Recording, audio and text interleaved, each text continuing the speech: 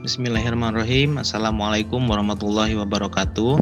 Pada video ini saya akan menjelaskan atau membahas mengenai hasil penelitian kami, yaitu Bu Dr. Hajah Diniriani MM dan juga saya sendiri Saiful Al-Mujab mengenai analisis butir soal dan kemampuan siswa dalam menjawab soal ujian nasional pada mata pelajaran ekonomi. Nah, tujuan dari penelitian ini untuk menganalisis sejauh mana butir-butir soal dalam ujian nasional ini mampu mengarahkan siswa di SMA Pasundan Sebandung pada pengembangan berpikir tingkat tinggi. Nah, soal yang kami gunakan adalah soal-soal tahun akademik 16-17, tetapi kami ujikan kepada siswa di SMA Pasundan tahun akademik 2018-2019. Nah, kami berpikir bahwa soal-soal ini juga masih bisa dijadikan rujukan bagi guru-guru atau bagi sekolah di SMA Pasundan untuk mengukur sejauh mana nanti kemampuan siswa dalam menjawab soal-soal ujian nasional. Kemudian selain itu juga peneliti melakukan analisis terhadap kemampuan siswa dalam menjawab soal-soal ujian nasional, termasuk nanti soal-soal mana saja yang dianggap sulit oleh siswa dengan tipe-tipe seperti apa. Nah, ini juga bisa dijadikan rujukan bagi guru bahwa ternyata siswa masih kesulitan menjawab tipe-tipe soal yang nanti kami jelaskan di slide selanjutnya. Kemudian pentingnya penelitian ini kami pikir bahwa walaupun sejak 2015 ujian nasional ini tidak dijadikan standar dalam menentukan kelulusan di tingkat sekolah menengah dan tingkat sekolah dasar gitu ya, tetapi tetap hasil penelitian kami nanti bisa dijadikan tolak ukur bagi guru, bagi sekolah tentang sejauh mana siswa-siswa ini mampu memahami materi-materi yang terstandarisasi secara nasional. Nah, tentu ini bisa menjadikan evaluasi bagi sekolah dan juga guru. Nah, langkah penelitian yang kami lakukan, kami menganalisis soal-soal ujian nasional, kemudian kami kategorisasikan berdasarkan ranah kognitif Bloom, yaitu C1, C2, dan seterusnya begitu ya. Kemudian kami juga menganalisis siswa untuk menentukan tingkat kesukaran, kemudian daya pembeda dan efektivitas pengecoh pada soal ujian nasional. Nah, kemudian kami juga menganalisa kira-kira siswa ini secara garis besar mampu atau tidak menjawab soal-soal ujian nasional. Nah, nanti pada hasil penelitian ini juga dijelaskan mengenai apakah siswa ini sudah memahami atau sudah mampu menjawab soal-soal, dan itu nanti bisa dijadikan rujukan bahwa siswa sudah menguasai materi yang terstandarisasi atau belum. Metode yang kami gunakan yaitu deskriptif kuantitatif. Itu kami mencoba memberikan yang pertama kami menganalisis soal-soal terlebih dahulu, kemudian soal-soal tersebut kami berikan kepada siswa kelas 11. Tentu kelas 11 kenapa dipilih, karena kami pikir bahwa kelas 11 ini sudah mampu menguasai materi-materi ekonomi, khususnya yang terkhusus materi ekonomi gitu ya, bukan materi akuntansi. Kemudian soal-soal yang kami gunakan adalah soal UN pada 16-17, dan siswa yang kami teliti itu adalah kelas 11 SMA Pasundan di Bandung. Totalnya ada 436 siswa.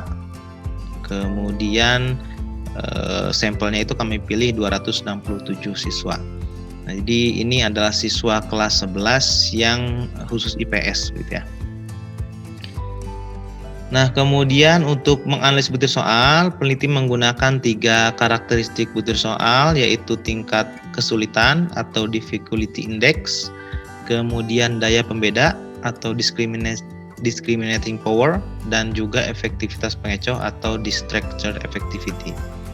Nah, untuk mengkategorisasikan dilakukan berdasarkan ranah kognitif Bloom, yaitu C1 mengingat atau remembering, C2 understanding atau memahami, C3 applying atau menerapkan, C4 analyzing atau menganalisis, C5 evaluating atau menilai, dan C6 grade atau creating dan mencipta gitu ya. Sedangkan dimensi pengetahuan dibagi ke dalam 4 tingkatan, yaitu dimensi faktual, konseptual, prosedural, dan juga metakognitif. Nah, kami akan bahas mengenai hasil penelitiannya. Jadi berdasarkan pengkategorian soal C1 sampai C6, kemudian juga tingkat pengetahuan atau dimensi pengetahuan faktual dan sampai dengan metakognitif, dihasilkanlah tabel seperti ini. Nah, jadi total yang kami analisis ada 28 butir soal. Ternyata dari 28 butir soal ekonomi yang ada di ujian nasional, paling banyak kategori applying dan konseptual. Jadi tipe-tipe soal ini yang paling banyak muncul di ujian nasional gitu ya, khususnya dalam mata pelajaran ekonomi. Kemudian soal yang banyak juga soal-soal menganalisis dengan tipe menganalisis konseptual. Kemudian soal C2 atau understanding konseptual juga cukup banyak, 3 butir soal, dan applying prosedural juga cukup banyak. Jadi tipe-tipe soalnya tipe-tipe yang paling banyak itu applying atau seperti menghitung gitu ya. Kemudian juga menghitung-hitung inflasi begitu. Kemudian menghitung menghitung inflasi, kemudian menghitung permintaan penawaran dan sebagainya. Nah, itu tipe-tipe yang banyak muncul di ujian nasional. Nah, sedangkan untuk evaluating itu cuma ada 1, dan crit tidak ada. Jadi soal yang C6 ini tidak ada. Jadi kalau dilihat dari soal berpikir tingkat tinggi, dari mulai analyze, kemudian evaluating dan creating, C4, C5, C6, itu hanya ada 9 soal. Jadi modes-nya masih cukup banyak gitu ya. Atau soal-soal berpikir yang menengah begitu. Kemudian dari distribusi soal berdasarkan tingkat kesukaraan. Nah, soal-soalnya tergolong soal-soal yang mudah secara garis besar. Ada beberapa soal dengan tingkat kesukaran tinggi, yaitu soal nomor 6, 8, 12, sampai 26. Nah, ini hasilnya ada di paper kami, jenis soalnya apa saja. Kemudian juga ada beberapa soal yang mudah, yaitu ada 5 soal yang mudah atau 17,85%. Nah, ini tipe-tipe soalnya ini ada di paper yang kami sampaikan. Kemudian dari distribusi soal terhadap indeks daya pembeda, ini ada paling banyak cukup gitu ya. Jadi ada 11 tipe soal dengan indeks daya pembeda yang cukup, dan ada 1 soal yang baik sekali, 9 soal baik. Kemudian jeleknya itu ada 5 dan tidak baik ada 2. Jadi ada setidaknya ada 7 soal dengan tipe yang kurang bagus terhadap indeks daya pembeda. Artinya bahwa soal-soal ini tidak mampu membedakan antara siswa yang sudah mencapai pemahaman tertentu dan siswa yang tidak mencapai pemahaman tertentu dalam materi pelajaran. Jadi mungkin tipe-tipe soal ini juga agak sedikit dirubah nantinya. Kemudian kalau dilihat dari soal berdasarkan indeks efektivitas pengecoh, ini sangat baik ada 8 soal, baik ada 10 soal, cukup 5 soal, kurang baik 2 soal, dan tidak baik 3 soal. Nah, ini juga memperlihatkan bahwa soal-soal ujian nasional ini mampu atau tidak soal-soal tersebut memberikan jawaban-jawabannya memberikan pengecoh terhadap siswa.